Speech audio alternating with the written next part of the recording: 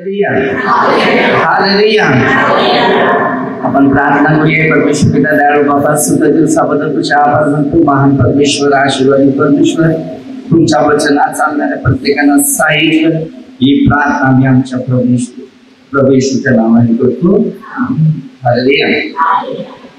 Sir, आपण आज अशी वचनं घेणार आहे की मनुष्य वेगळं शिकवतो आणि बायबल पण वेगळं शिकवतो. म्हणजे माणसाला बायबल वेगळं शिकवते आणि मनुष्य वेगळा माणसाला शिकवतो. तर आपण सर्व चुकतो. म्हणून प्रभूने जी काही वचन आपल्याला दिलेली आहेत ते साधे, किंवा याकोबाने जे पत्र लिहिलेलं आहे त्याच्या 3रा अध्याय ते 6 वचन आपण चुकतो, सर्व चुकतो. म्हणून कोणत्या व्यक्तीची चुका काढत बसण्यायोग्य त्याच्यामध्ये काही नियम पण आहेत देवाचे. तर सर्वांनी त्याच्यावर चिंतन आणि मनन करणं गरजेचं आहे की आपल्या हातातून पाप होऊ नये. कोण काय करते तिकडे करू दे, तुम्हाला काय करायचं आहे ते पहिलं. तर या सृष्टीमध्ये एक देव जन्माला आलेला होता आणि तो जन्माला आला तो प्रभू येशू. तो पवित्र मरियेच्या द्वारे जन्म, मानवामधला जो जन्म सगळ्यात श्रेष्ठ जन्म जो होता तो प्रभू येशू ख्रिस्ताचा. पहिला जन्म झाला उत्पत्ती 1:27 पासून 2:7 पासून पुढे दिलेला. तर आदामाचा जन्म मातीपासून झालेला. मातीतून सुरुवात झाली आदामाची आणि परमेश्वराच्या आत्म्याची सुरुवात आदामामध्ये नाकपुड्यात. उत्पत्ती 2:7 म्हणजे नाकापुड्यात त्याचा स्वर्गाला जीवदारी एक प्राणी झाला. त्याच्यानंतर त्याच्या बायकोचा जन्म झाला. म्हणजे आदामाला गार झोप दिली, त्याची पासळी काढली, त्याची स्त्री बनवली. समजलं? अशा प्रकारचे जन्म झालेले त्या पृथ्वीमध्ये. पण त्याच्यानंतर येशूचा जन्म होण्यासाठी लूक अध्याय 1:26 वचनापासून सुरुवात करायची. आणि आजच्या काळात बरेचसे लोक मरियेच्या विरुद्ध वागतात. तुम्ही मूर्ती विरुद्ध वागतात ते बोललं तर चालेल, कारण ते मूर्ती पूजा करतात. आणि दोष न काढला ते चांगला, कारण मी सुद्धा त्याच्यातूनच आलेलो आहे. आणि कोणताही मनुष्य असा डायरेक्ट स्वर्गातून टपलेला आलेला नाही. समजलं? आपली निवड नंतर होते. म्हणून कोणत्याही माणसाने किती वरची पद किंवा वरची पोच मिळाली त्याला, तरी ते आपले अवतात आपल्याला जागेवर येऊन बसायचं. अरे मी होतो मरियेचं भक्त होतो, मूर्तीचा भक्त.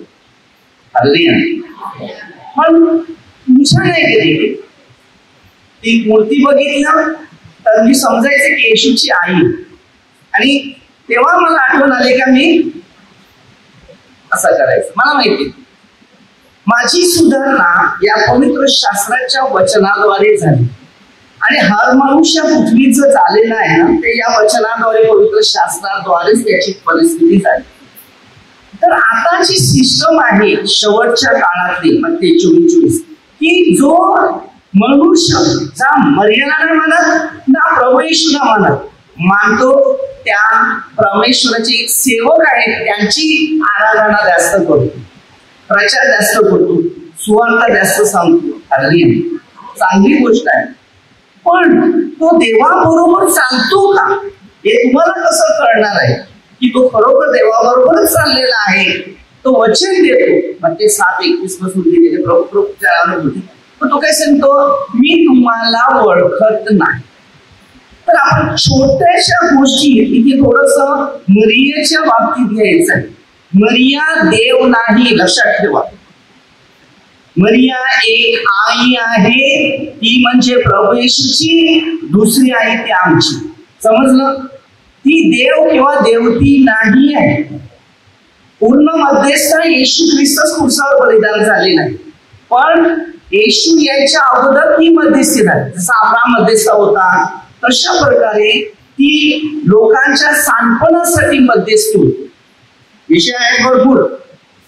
आणि त्यानंतर तुम्ही सांगणार की ती आपली कशी मध्यस्थी झाली किंवा आपली कशी आई झाली, तर योहान 19:25-26 वचनापासून सुरुवात करायची. आणि तिच्यापासूनच आमचं खरं शिक्षण आहे. पवित्र मरियमपासूनच खरे शिष्य झालेले आहेत. अनुवाद 11-18 येशूचं जसं शिष्य मरियमातेने येशू ख्रिस्ताला शिकवलं तसंच. पहिला प्रश्न मी तुम्हाला सांगतो, कानागमी 2 अध्याय योहानमध्ये, की तिचा अपमान केला. बरोबर? ती टीचर होती, शिक्षका होती या पृथ्वीमध्ये. आणि मरियम मातेच्या शिक्षणानेच, आपल्या आईच्या शिक्षणाने आपली पोरं शिकली नाही, आपली शाळा शिकतात. तुम्ही सांगतो आध्यात्मिक शिक्षण आपल्या आई वडिलांच्या हातातून. निर्गमन अध्यायामध्ये 12 वचन दिले, आई बापाचा सन्मान कर. यो शेवट काळ. आणि या शेवट काळामध्ये तुम्हाला जर बघायचं असेल तर मत्ते 10:35 पासून दिले. या शेवटच्या काळात मुलीविरुद्ध आई, सासू विरुद्ध सून, मुलाविरुद्ध बाप, बापाविरुद्ध मुलगा, हे एक समाजात सिस्टम आहे. आणि आज आपण स्वर्गीय बापा विरोध आहे, मरियमाच्या विरोध आहे. आणि लोक बोलतात की लोजरी प्रार्थना बायबल मध्ये नाही आहे, तर मी ते पण तुम्हाला देतो. लोजरी नाव नाही लिहिलं, पण पवित्र मरियम हे नाव लिहिलेलं आहे. आणि एलिझाबेथने नाव सांगितले, प्रभूच्या मातेने माझ्याकडे यावं, हा मान मला. आता तुम्हाला शिकायचे लोजरीचं उदाहरण. आता तिकडे लोजरी बोलताना स्वर्ग आणि पृथ्वी यांचा उत्पन्न करता. बरोबर? आता त्याच्यात मरियेची भक्ती कुठे आली? हे आमच्या स्वर्गीय बापा इतर येशू ख्रिस्ताने मध्ये जाणवपासून प्रार्थना शिकवलेली आहे. आणि लूक मध्ये ही देवदूतांनी प्रार्थना शिकवलेली. मरियेशी भाषण झालं, जन्माला येशू यायच्या अगोदर स्वर्गीय देवदूतांनी, पहिला लूक अध्याय वाचा, दुसराही वाचा, म्हणजे तुम्हाला स्पष्ट त्या प्रार्थनेचा अनुभव. मत्ते 24-35, आकाश पृथ्वी नाही शिवेल पण माझं वचन नाहीसं होणार नाही. हे बायबलच्या विरुद्ध आपल्या लोकांना कोणाला जायचं नाही. मत्ते 12:31-32, पवित्र आत्म्याविरुद्ध बोलेल त्याला क्षमा नाही. आता हे पवित्र लोक आहेत. आणि येशूच्या आईचा जो अपमान करतो तो शैतान आहे. जो प्रार्थनेचा अपमान करतो तो शैतान. शेवटचा काळ मत्ते 24-24, मत्ते 4 अध्याय, लूक 4 अध्याय, स्टार्टिंग सुरुवात केलं. शैतानाने पण बायबल वाचलेलं आहे. आता स्वतःचे 91-11-12 तुम्हाला मी सत्य देतो. एक गोष्टी लोकांना खेळ वाटतात, देवाविरुद्ध कधी जायचं नाही. मला लोकांनी विचारलं, तुम्ही बाप्तिस्मा का देत? बाप्तिस्मा कोणत्या पद्धतीने द्यायचा हे पहिलं परमेश्वराची इच्छा पाहिजे. योहान 7:44, प्रत्येकाला मध्ये 12:36 आपल्या कर्माची फळं दिली गेली. आता बाप्तिस्मा दिल्यानंतर मी तुम्हाला एक उदाहरण देतो की तुम्ही लोकांनी प्रभूची सेवा केली का? नाही. तर हे बायबलचे काही मुद्दे आहेत. आता मार्क मध्ये 16:15 पासून दिले, अखेरची आज्ञा, शेवटची इच्छा येशूची. बरोबर? पण त्याच्यात काही गोष्टी अशा पण ठेवलेल्या आहेत. मी तुम्हाला सांगतो, काही लोक माझ्याशी असं बोलभाषण होते आणि मी त्यांना प्रश्न दिले त्यावरती. तर आम्हाला ना नफरत नाही करायचं. हे बघा, मी पहिलं त्यात होता मी पण सगळं करत होता. आता एक प्रार्थना शिकली ना, मग दुसरी शिका ना. अगदी येशू ख्रिस्त मला माहितीये, येशूने आपल्या शिष्यांची निवड केलेली. मग ते 10 अध्यायमध्ये माहितीये, तरी जमलं नाही. 17 अध्यायमध्ये भूत काढायला सांगितलं तरी जमलं नाही. बघा तुम्हाला एक सांगतो मी, त्याच्यानंतर 19 अध्याय 25 आणि 26 तिकडे वचन कसं दिले. शिष्यांना बोलवलं, आईला सांगितलं आणि त्यानंतर ते पुढे गेले. अरे आहे येशूच्या बाबतीत. आता तुम्हाला माहितीये की जेव्हा प्रेषितांचे कृत्य 1 आणि 2 अध्याय, तेव्हाच येशूच्या शिष्याला दान मिळालेली. पेंटिकॉस्ट म्हटलेलं आहे. 50व्या दिवशी त्यांना पवित्र आत्मा मिळाला. योहानमध्ये 20 अध्याय 22 वचन दिले. शिष्याला सांगितलं पवित्र आत्म्याचा स्वीकार करा, तो बप्तिस्मा होता. योहानाने मध्ये 3 अध्याय 11 वचनापासून सुरुवात केली. आता योहान स्वतः सांगत होता मी पाण्याने तुमचा पश्चातापासाठी मी बप्तिस्मा करतो, पण माझ्या मागून जो येईल तो पवित्र आत्म्याने तुमचा बप्तिस्मा करेल. हे वचन घेऊन दुनिया चालत नाही. जुन्या करारामध्ये निवड होती, आज्ञा होती, पाचारण होती, पण जुन्या करारात नव्या करारामध्ये निवड केलेली होती. योहान 15:16 येशूने एकेकांना निवडलं. आता 5,000 लोक येशूच्या मागे होते ना. 5,000 लोक योहान 6 अध्याय त्यांचा एकाचा पण येशूने बप्तिस्मा केला नाही. सिद्ध करतो मी तुम्हाला. मग आताची सिस्टम काय, सगळ्याचा बप्तिस्मा होतो का? नाही. ही दुनिया पडले. मग ज्याचा बप्तिस्मा नाही झाला म्हणून ते काय धोका जाणार. जर तुम्हाला दुसरं उदाहरण देते तुम्हाला मी, पहिलं बायबल खोलून बघत जा, मग तुम्हाला बायबलची उतारा समजते. लूक 23 अध्याय 39 पासून, बरोबर. तिकडे 2 चोर होते. मग ते एकाचा चोराचा परिवर्तन झालेलं आहे. तो एक आजच तू माझ्या बरोबर सुख लोक जाशील, त्याचा बप्तिस्मा नाही झाला तरी तो स्वर्गात गेला. मग कोणता असा पास्टर आहे की तुम्हाला असं सांगू शकतो की तुझा बप्तिस्मा नाही झाला तर तू नरकात जाईल? अरे मग ते 12 आपल्या सर्वांची कर्माची फळं घ्यायची. मग ते 7:21 ही मी तुम्हाला वचन का देतो, कारण मला तेवढा माझ्या अर्धा तासामध्ये मला ही वेळ नाही. पण जेव्हा तुम्ही ती वचन काढून घेतील, मी तर बघून नाही बोलत, मला पण पवित्र आत्मा देवाने दिलेला आहे. मी पापी आहे, मी तरी सांगतो लोकांना. लोक 5 अध्यायप्रमाणे पेत्र काय सांगते, मी पापी व्यक्ती नाही, इथून पुढे तू माणसं, मला माणसं पकडायचंय. मला दान मिळालं ना काबूल राष्ट्रामध्ये, मग ते 4 अध्याय 19-20 वचन. तेव्हा माझ्यावर त्यांना पूर्णपणे प्रकाश दिसत होता, असा योहान 12 प्रमाणे. मी कधी स्वतःला कधी मोठपण केला नाही ना, मी कोणाचा धर्म बदलतो. कारण बायबलच्या मुद्द्यामध्ये धर्म बदलतो हा शब्द कुठल्या ठिकाणी त्यांनी मला सांगावं. अरे जेव्हा मनुष्य चांगलं रूप घेते, आता आला मला काय बनवलं, त्यांनी त्याचं रूप बनवलं ना. या पृथ्वीवर सगळं पृथ्वीवर अधिकार दिला. शेवटी अधिकार येशूने मध्ये 11:27 मध्ये येशूला अधिकार परमेश्वर त्याने शेवटला दिलेला दाखवला. कारण त्याला जो अधिकार दिलेला होता या जगामध्ये आध्यात्मिक जीवनाचा प्रचार करायचा. आदामाला डबल दुसरी मुलं झाली.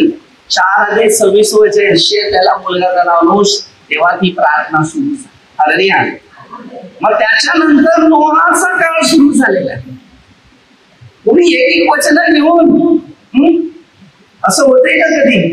बायबल असं नाहीये एवढं काय वचन आहे, तिथे हजारांवारी वचन ठेवलेली आहेत त्याच्यात. हालेलुया. माणसाला वचन एक जरी भेटलं तरी पण ते उपयोगीच आलं पाहिजे. हजारो नाही. पाऊल काय सांगतो? हालेलुया. आता ज्या वेळेला तुम्हाला मी एक बाप्तिस्मा देऊ, की बाप्तिस्माचं उदाहरण काय? हालेलुया. येशूचे शिष्य होते, येशूने बाप्तिस्मा घेतला धर्मोच्चारण पूर्ण व्हावं. खरोखर आहे. तिथून आकाश उघडलं, प्रभूचा आवाज आला वरून, हा माझा परमप्रिय पुत्र आहे. आपल्या एवढ्या लोकांचा बाप्तिस्मा झाला समजा, तर त्यांना परमप्रिय का नाही म्हटलं? तर ते प्रभूची सेवा का करू शकले नाही? सगळ्यांची निवड नाहीये. बोलवले पुष्कळ, निवडले.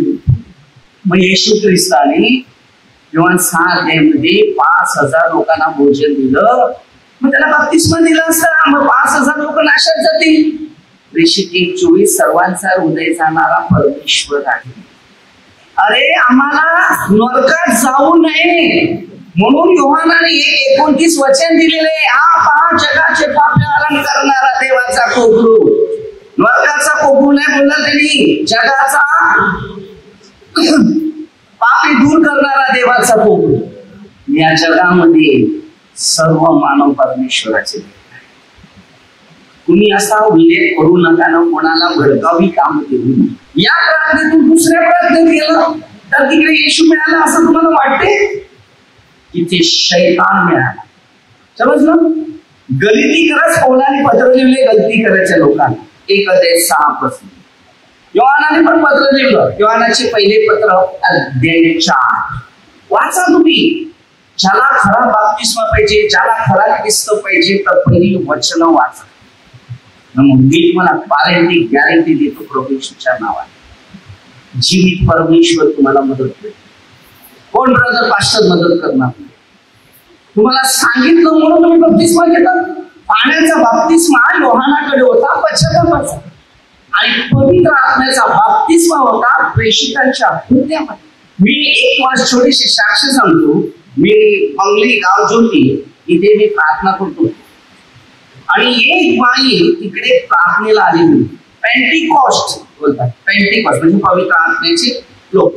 वसईमध्ये त्यांची पुढे प्रार्थना, आणि मला सांगण्यात आलं की आम्ही पेंटिकॉस्टचे लोक आहेत. बायबलमध्ये कोणत्या काळाचे लोक नाही म्हणतो, आम्ही देवाचे लोक असं म्हणतो. कोणताही नागरिक स्वतःचं प्रदर्शन करत नाही, तो परमेश्वराचं प्रदर्शन करते. येशू ख्रिस्ताने जाताना सुवार्ता सांगितलेला आहे, पिता पुत्र पवित्र आत्मा. परमेश्वराने सृष्टी बनवली, पुत्राने पापासाठी बलिदान दिलं, पवित्र आत्मा लोकांना मदतीसाठी आला. या 3 व्यक्तीच्या नावामध्ये तुम्हाला या जगात जगायचं आहे. हा बाप्तिस्मा. तर ती बोलले की आम्ही पेंटिकॉस्टचे लोक आहेत. ठीक आहे. माझं प्रवचन चालू होता, पवित्र आत्म्याने मला सांगितलं यांच्या घरामध्ये वर्षाला मूर्ती बसते त्यांच्या हॉलमध्ये. तर त्या बाईला सांगितलं की तुम्ही पेंटिकॉस्टचे लोक आहेत, मग तुमच्या घरामध्ये मूर्ती पूजा कशाला होते, आणि तुमच्या हॉलमध्ये मला डायरेक्टली दर्शन आलेलं.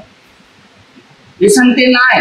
बघा शेवटला किती लोक फसवणार आहे, ते कोणावर विश्वास ठेवू नका. मनुष्याला ख्रिस्त ठेवणार आहे, शापित आहे. बायबल मध्ये 17 माणसाच्या बाबतीत सावध राहा. म्हणजे मनुष्य ख्रिस्त ठेवण्याच्या बरेचसे मुद्दे आहेत बायबल. तर ती ऐकत नाही, सांगते नाही. तर दुसऱ्याला ठीक आहे बघूया आपण. प्रभूला सांगितलं बघा आईचं सत्य या लोकांसमोर प्रसिद्ध कर. तूच देव आहे. तुमची परीक्षा घ्यायला लागली ना हालायला. ओमा मला लागली का नाही, दादा दादा दादा दादा काय झालं बरं? नाही माझा नवऱ्याने करतो, माझा नवरा आहे तो करतो. हल्दिया दादाला मूर्ती तुझं दाखवलं ना, देवाशी विरुद्ध जायचं. एका ख्रिस्तूला दुसरा देव नाही, देव दुसरा. आणि त्या टायमापासून परत प्रार्थना. अशी लोक भेटतील, खूप लोक भेटतील. येशूने पण बोललेलं आहे, माझ्या नावाने पुष्कळ येतील, तुम्ही खरं मानू नका. माझे 24 अध्याय 2:21 अध्याय आणि मार्क 13. पहिलं लक्षात ठेवा, बायबल जर तुम्ही पूर्ण वाचत असेल तर तुम्हाला त्या बाप्तिस्मा घ्यायला काही हरकत नाही. आणि पाण्याचा बाप्तिस्मा घेतला मुश्किल नाही, साधं विरोध जातो असं ज्यांचा विश्वास आहे त्याप्रमाणे. पण त्याचं परिवर्तन होते का? जर तुमचं परिवर्तन होत असेल त्याला बाप्तिस्माची गरज नाही, त्याला पवित्र आत्म्याची गरज आहे. आता मरियेला इथे बाप्तिस्मा घेतला नाही. मरियेची निवड झालेली आहे. बघूया जरा आपण 1 अध्याय 26 पासून वचन वाचूया. लोक शॉर्टकट घेतो, टाइम दे. नंतर 6व्या महिन्यात देवाने एक मिनिट पहिलं वर्ष काळाक्षर म्हणजे समजेल हेडिंग काय आहे त्याचं.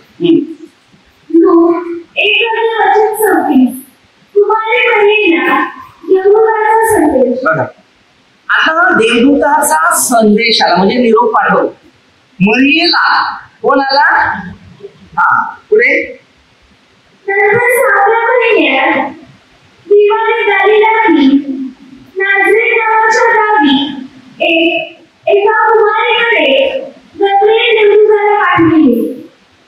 कोणाला कोणाला पाठवले? एक कुमारी, बरोबर. आणि तिच्याकडे गब्रिएल देवदूताला पाठवलं. कोण आलेला होता तिकडे? हा पुढे काय सांगते?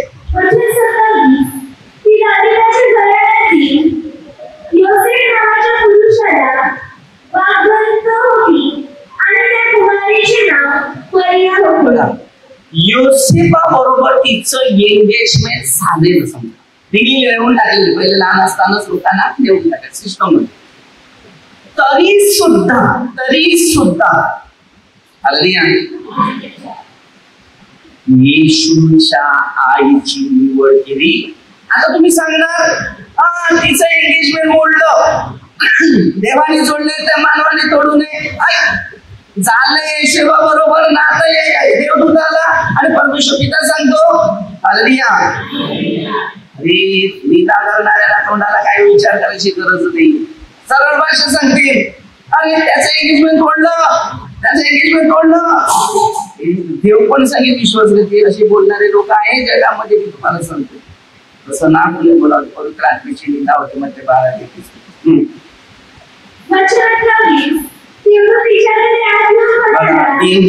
देवदूत तिच्याकडे आत येऊन म्हणाला, हे कृपा पावलेले स्त्री.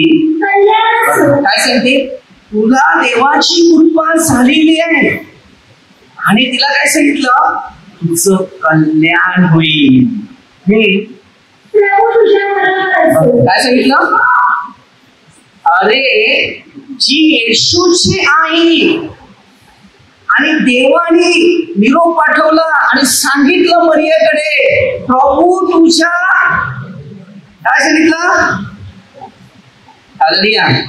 कोणत्या पास्टरच्या बरोबर सांगितलं? जो निंदा करतो, जो नफरत करतो, ज्या मरिया विरुद्ध वागतो, तर पहिलं बायबल वाच, लोकांना शिकवा. पहिलं बायबल पूर्ण वाचायला शिका. मध्ये 24-35 आणि नंतर निंदा करा ती माझी आई. कोणत्या माणसाने या वस्तूवर, जो रोजरी प्रार्थना करतो तो काय निंदा करतो का? नफरत करतो? मी तर मरियेची निंदा करत उभो, मग ते प्रार्थना करतो, त्याला करू दे, त्याचा प्रश्न ते बघतील. ज्याची त्याची कर्म केले. मूर्ती पूजा नाही करत, मूर्ती पूजा करत असेल तर मी मान्यता देतो, त्यांना स्वर्गात जागा नाही.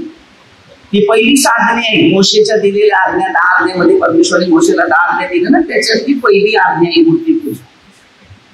तुम्ही चणे सरबत खायला लागले म्हणून मी नाही सांगू शकत, कारण 14-17 देवाच्या राज्यात खाणे पिणे नाही. तर तो सिस्टम बदलले.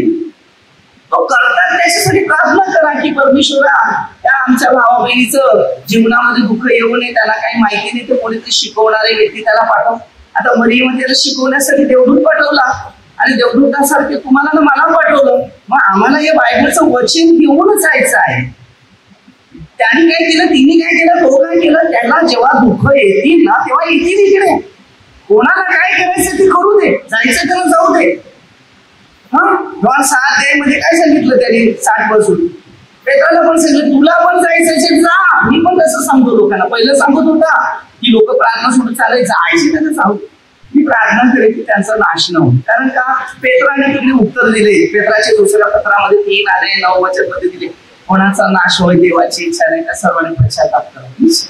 माझ्या परमेश्वराने मला खूप शिकवलं. पण याचा लोक 18 मग तेव्हा येशू येणार आहे, तेव्हा विश्वास नाही आढळणार, मग तेव्हा सगळे नरकात जातील का? न्यायाधीश तोच, तो न्याय करायला येणार. म्हणून त्यांनी काय सांगितले त्या रोजरीच्या प्रार्थनेत, जिवंताचा मेलेल्याचा न्याय कराव्यास मी पुन्हा येईल. ती काही ही प्रार्थना दुसरी आहे, मूर्तीपूजेची प्रार्थना आहे, रोजरीची प्रार्थना. वर्ड वचन वाच. मी त्याच्यावर आखी वचन काढल्या उत्पत्तीपासून प्रकटीकरणापर्यंत ही रोजरी जी प्रार्थना आहे ना, त्याच्यावर माझ्याकडे लेखी काढून एक शब्दाची जोड केलेली आहे. मग ते 24 आकाश पृथ्वी नाही पण माझं वचन नाही, मग त्याच्यातलं काना मात्रा रद्द करता येत नाही. हालेलुया. प्रकटीकरण 22 अध्यायामध्ये दिले 17 पासून त्याच्यात भर घालायचं नाही, त्याच्यातलं काढायचं नाही. देवपिढा भर नाही करायची, वचन असेल तेच घ्या. हालेलुया. भर बाहेरचं घातलं तर तुम्ही नुकसानात पडता. मी रोजरीची प्रार्थना बंद का नाही करू शकला? कारण पहिलं मी त्याच्यावर स्टडी केलं, बायबलची एक वचन जोडली कुठे कुठे आहे ते, आणि ती काढली उत्पत्तीपासून ते प्रकटीकरणापर्यंत. हालेलुया. आणि त्याच्यानंतर त्या रोजरी बाबतीत मी लोकांना मार्ग दाखवला की हे तुम्ही वाचू शकता, कारण त्याच्यात ते चुकीचं शिकवलेलं नाही. मग देवाची आई आम्हाला मिळालेली आहे, तर आम्हाला काय त्रास होतो? प्रकटीकरण 12 ते जर वाचलं ना त्याच्यामध्ये तुम्हाला कळेल जो सैतान होता ना, सैतान सुटलाय. 5वं बघा 12 ते 5वं वचन असं सांगते की तिच्या पोटामध्ये जे बाळ होतं ते उचललं आणि नेलं.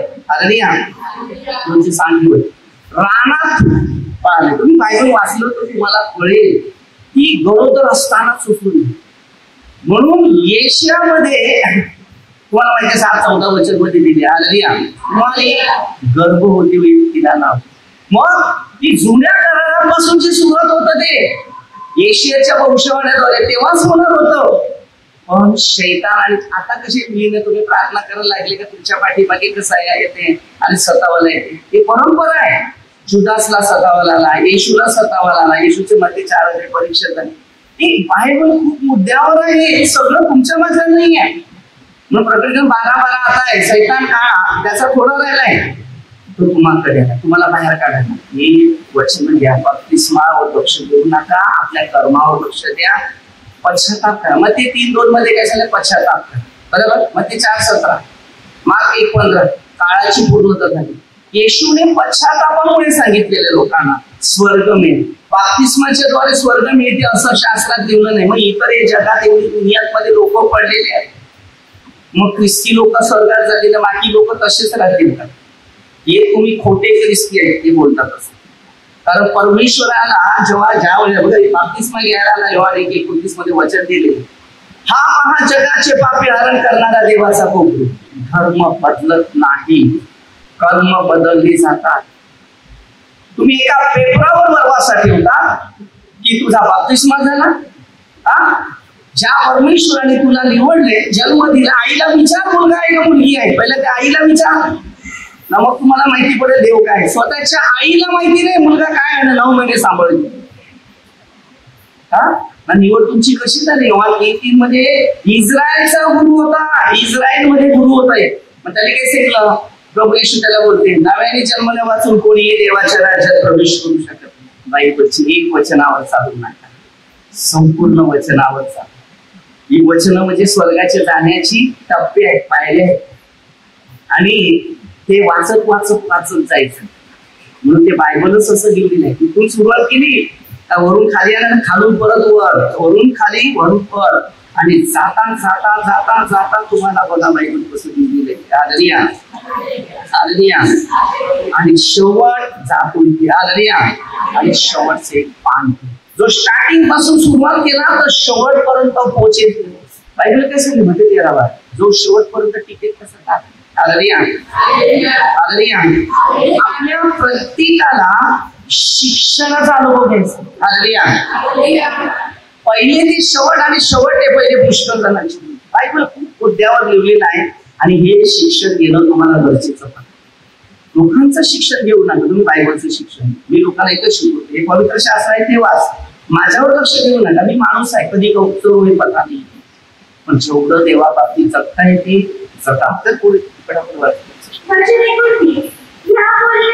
या बोलण्याने तिच्या मनात ती खळबळ उडाली. हे अभिवादन हे काय असेल?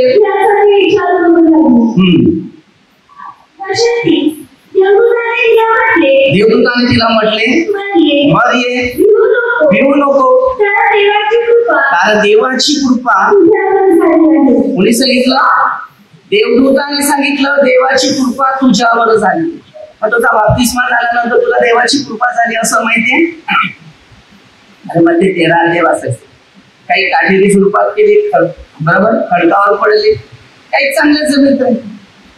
मला फक्त एवढंच सांगायचं आहे, जेवढे तुमचे बाप्तिस्मा होतात ना, पाण्याने घेतात ना, त्याच्यात किती लोक देवाचं कार्य करतात ते मला सांगा. मग मी तुम्हाला सांगेल की बरोबर तुम्ही त्याचा पवित्र आत्म्याचा बाप्तिस्मा केलाय, कारण त्याला देवानेच निवड करत असतो. खूप खोटे ख्रिस्ती किती उठलेले आहेत त्या जगामध्ये माहिती नाही. अरे बरोबर फिरतात प्रार्थनेमध्ये येणारे लोक आणि त्यांना जातात ते जाऊ दे ना, तुम्ही कशाला रोजरी बिजरीचे विषय काढायला बसले? त्यांना करू दे, एक दिवस बदलतील. बदलणारा परमेश्वर आहे, तुम्ही आणि मी नाही. समजलं? माणसाला चेंज करण्यासाठी देव आहे, कोणी मनुष्य नाही. पण तुम्ही घरोघर फिरता, गावगाव जाता, ते कोणाला आणायला सांगायचं तरी? हल्ली मार्क 49, ज्याचा विश्वास तुम्ही नष्ट करता तो खोल समुद्रात टाकणं तुम्हालाच नरकात टाकणे बायबल शिकवतो.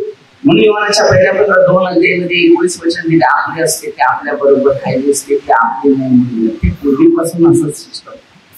म्हणून कोणत्याही माणसाला पहिले एक विश्वास आणि विश्वासाच्या द्वारे क्रियाही लागते.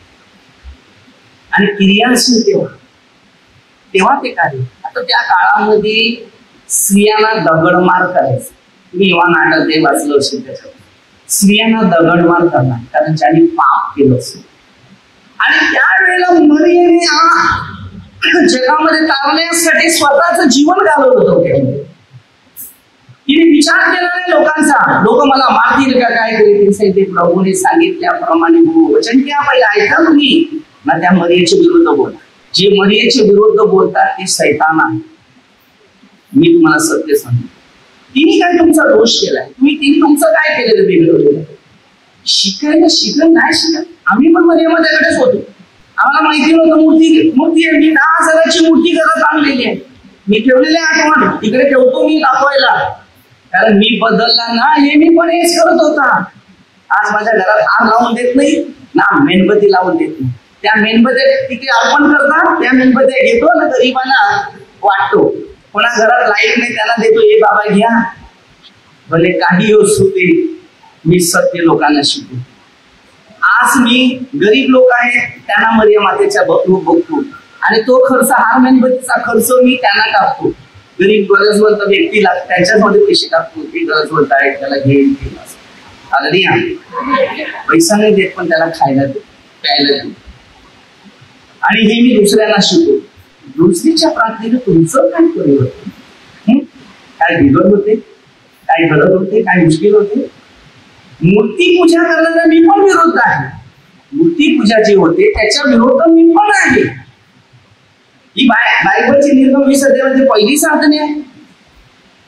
योहान 17:3 वचनामध्ये काय प्रभू सांगते? एकच जो देव, त्या येशू ख्रिस्ताला तुम्ही ओळखा. येशू एकच देव आहे. मरिया देव नाहीये ना देवी नाही, ती आहे शिक्षक आहे, टीचर आहे. तिला बाई म्हटलं म्हणजे ती टीचर आहे मराठीमध्ये. खेळ नाही. मी सुद्धा किती वर्ष प्रार्थना घेत गेलो. सगळे प्रार्थनामध्ये अनेक प्रार्थने लोकांची अनुभव घेतले आणि देवाने मग माझी पूर्ण निवड केली.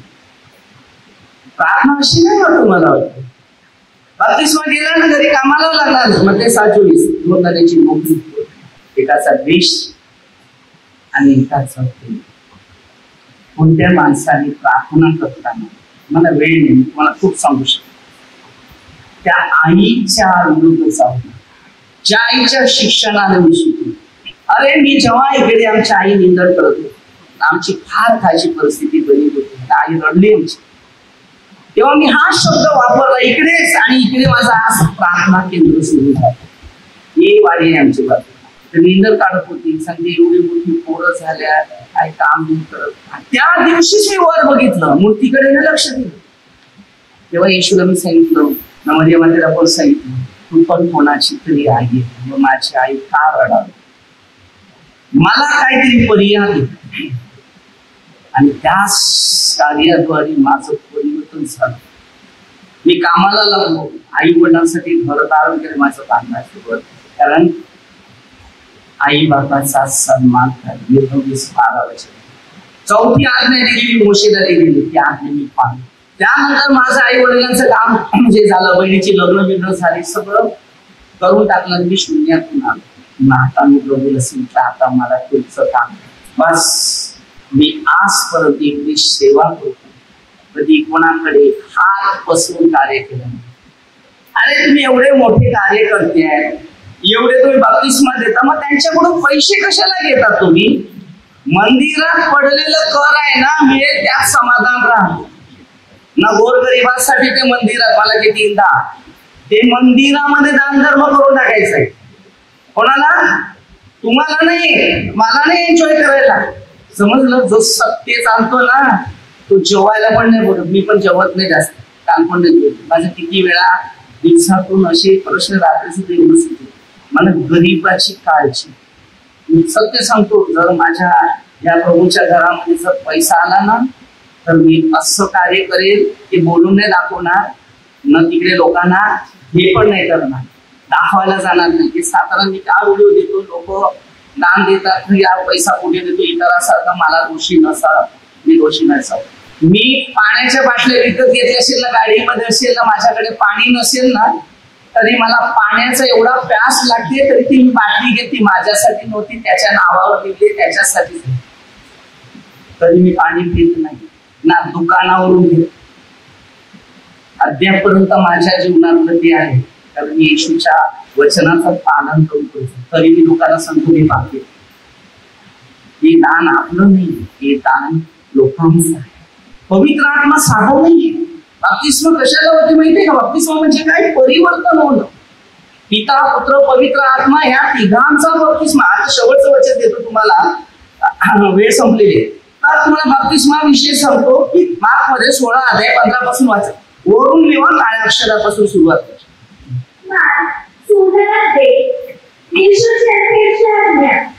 येशूची शेवटची आज्ञा. लक्षात ठेवा, आता हे इम्पॉर्टंट हे आहे, इम्पॉर्टंट वचन आहे, ते डोक्यामध्ये ठेवा. म्हणजे तुम्ही जीवनामध्ये तुमच्या स्वतःसाठी की लोक काही करतात, शिकवतात, त्याच्याकरता महत्व आहे. मग त्यांनी त्यांना सांगितले की सर्व जगात जाऊन संपूर्ण सृष्टीला काय सांगितले? जगात जा, जिथे जाता येते तिकडे जा आणि सुवार्तेची घोषणा करा. कोणाची? प्रभू येशू ख्रिस्ताची, पिता, पुत्र, पवित्र आत्म्याची. बघा काय सांगते? जो विश्वास धरतो, जो बाप्तिस्मा. आता बाप्तिस्मा काय? विश्वास धरून पिता, पुत्र, पवित्र आत्मा योग घेतो. काय सांगितलं? पाण्यात नाहीये, पाण्यात तर सगळ्यांना जावं लागतं. योहान 13 मध्ये तुम्हाला माहितीच आहे, ते काय सांगत होतं.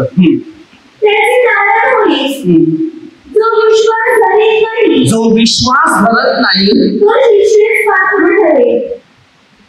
ज्याचा देवावर विश्वास नाही, तो शिक्षेस पात्र होईल. जो येशूला, पित्याला, पुत्राला आणि पवित्र आत्म्याला या तिघांना जर स्वीकारलं नसेल, तो शिक्षे भोगायला लागेल.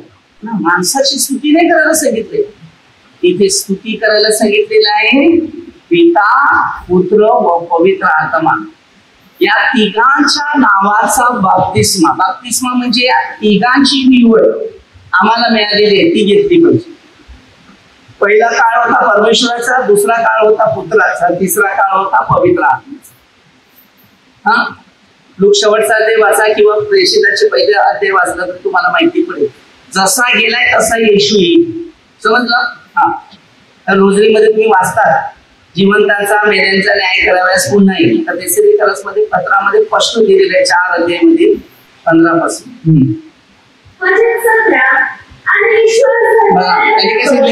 विश्वास धरणाऱ्यांबरोबर. आता विश्वास धरतात ना, तुम्ही विश्वास धरला, पाण्याचा बाप्तिस्मा घेतला, ओके, मान्य झालं. पुढे बघा, हे चिन्ह होत राहतील, ते माझ्या नावाने भूते काढतील, नवीन नवीन भाषा बोलतील. आता नवीन भाषा कोणती? होऊन जायला 12 शक्यता, त्याचा अर्थ कळायला पाहिजे.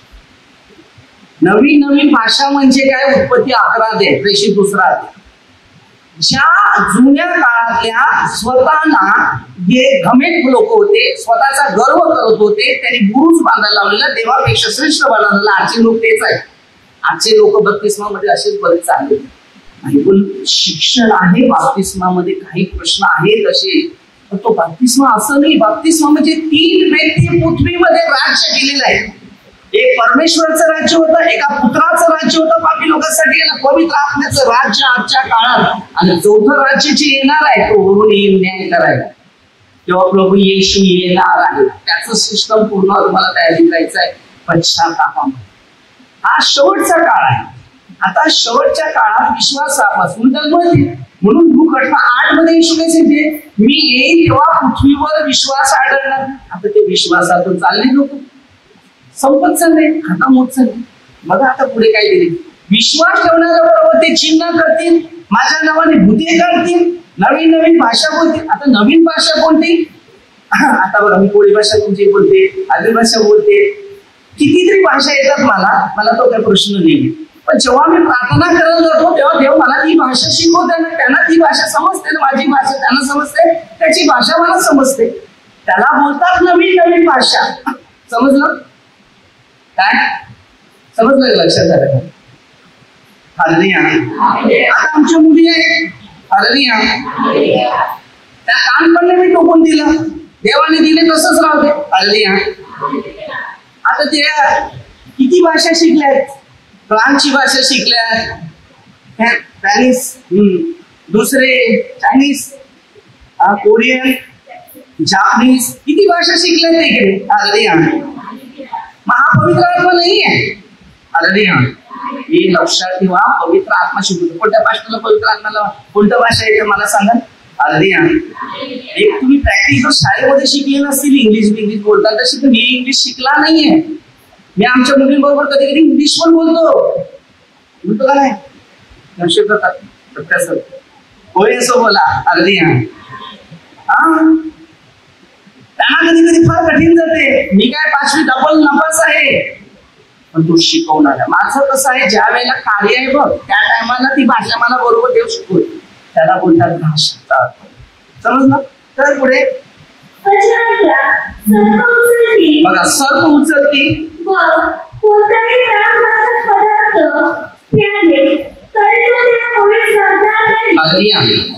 त्यांनी विष पिलं तरी मुळेच बांधणार. आता किती लोक ज्याने विष पिलेल्या फोनवर सुद्धा प्रार्थना केलेली आहे, त्यांची विष काय मेलेल्यातून बाहेर उतरले. ही पवित्र आत्म्याची देणगी आहे, तुमची. ते काय सगळ्याच काय अशा गोष्टी म्हणणार नाहीये, पण त्यांनी तसं सांगितलेलं आहे, हालेलुया.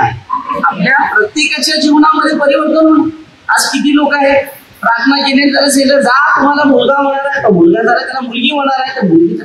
हे पवित्र आत्म्याचं गिफ्ट आहे, ते तुझं ना माझं नाही, त्यांनी दिलेलं आहे. ते गिफ्ट मी तुम्हाला देतो, तर तुम्ही हे प्रभूमध्ये राहा, प्रभूने मला दिले ते. आता देवदूत आला ना, त्यांनी तेच सांगितलं मरियेला, तुला पुत्र होईल, त्याचं नाव येशू ठेवलं, येशू.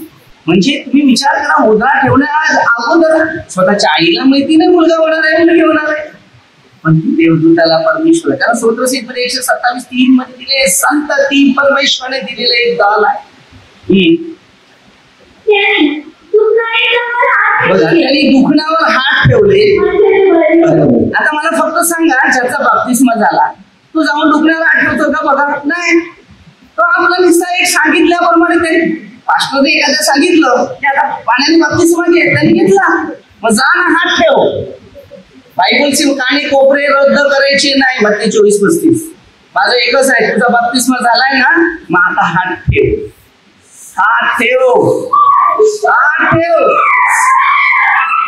मग तुम्हाला सांगितलं काय आवड. आपले जीवन हे सत्यामध्ये आणा, प्रदर्शनासाठी. हे कार्य आहे ना, प्रदर्शनासाठी नाही, त्याच्या गौरवासाठी. म्हणून मग ते 24 मध्ये दिलेले आहे, स्वतःच्या नावाने पुष्कळ लोक खरे मानणार, खोटे ख्रिस्ती आणि खोटे संदेश देईल, तर निवडल्या लोकांची पण फसवणूक. लक्षात ठेवा. आणि बरेच लोक प्रकरण 12:12 सैतान आपला काळ थोडा आहे, तो तुम्हाकडे आलाय. आता या काळामध्ये ते होणार आहे हळूहळू. आता तुम्ही बघा ना, गरमी किती सुरू झाले. पण त्या पास्टरला माहितीये गरमी, मला कोणाची निंदा नाही करायची, पण जे लोक काही पास्टरचे नावं घेतात की त्यांनी बत्तीस मध्ये नाही, काही त्याने असंच सांगितलंय, कसं सांगितले. अरे ही वेळ आहे, ती बायबल मध्ये दिले, प्रकटणमध्ये 16:8 मध्ये वचन दिलेलं आहे. पुन्हा आणि माणसं दुर्गुण जातील. जे देवाला जो मानत नाही ते अग्नीत जातील, जी अग्नीत जाते. मग काय करणार तिथे? तिथे जाणार तर अग्नीमध्ये, कारण खाली एवढी अग्नीने धडपडत होणार लोकांची, तर पृथ्वीमध्ये एवढी गरमी उत्पन्न होईल की माणूस ठेवायला जागा नाही. म्हणून त्या माणसाला तिकडच्या तिकडेच, मग कोणाला गाडायची गरज नाही, कोणाला काय करायचं, कारण आपली कर्म अग्नीत जावं लागेल. खूप फार मोठं पुढचं काळ आहे. म्हणून सगळ्यांनी विश्वास ठेवा त्या परमेश्वरात. कोणत्या माणसं, मी बोला माझ्यावर पण तुमचा विश्वास नसतो, तुम्ही त्याच्यावर. मी तुम्हाला वचन देतो ना, की बायबलचं शिकवतं का माझं प्रदर्शन शिकवतो नाही, मग तुम्हाला तिकडे लक्ष द्या, माझ्याकडे अजिबात लक्ष द्यायचं. मी जे एक सिस्टम घ्यायचं. तर आता तुम्हाला एक शिकायचं आहे की त्याद्वारे प्रत्येक प्रश्न घ्यायचा आहे. बराच काळ तेवढा मला वेळ नाहीये म्हणून इथे संपवतो. हालेलुया. वचन दिले तुम्ही तेवढे ऐका आणि घ्या, म्हणजे तुम्हाला त्याच्यात शिकायला मिळेल, त्याच्यावर टप्पे टप्प्यात समजेल कुठल्या कुठे करेल. कारण माझा सिस्टम तेच आहे. मला कधी काही लोक सांगतात तुम्ही एका लाईनीतून सुरू नाही, एका लाईनीत माझी तेवढी गाडी फास्ट नाही चालली, कारण मध्ये रस्त्याला ट्रॉफिक असतात ना, पुढे गाड्या असतात, मग मी एका लाईनला चालला तर दुसरा पुढे येतो, मग असं जातं. त्यामुळे ती वचनं पण तशी घ्यायला लागतात. कारण सगळ्यांचं बुद्धी सारखी नाही आहे. बुद्धी देवाने दिली सारखी, पण वापर सारखा नाही. एकच बुद्धी माणसाला देवाने दिलेली, बरं वाईटचं ज्ञान. हालेलुया. तेच खालं म्हणून ते सगळं वाईट लागलं, मग वाईटाचंच ज्ञान मिळालं, कोणाचं भलं झालंच नाही. उत्पत्ती 3रा अध्याय. हालेलुया. आपण छोटीशी प्रार्थना करूया. परमेश्वराचं इच्छेप्रमाणे प्रत्येकाचं जीवन बनावं, परमेश्वरची इच्छेप्रमाणे चालावं.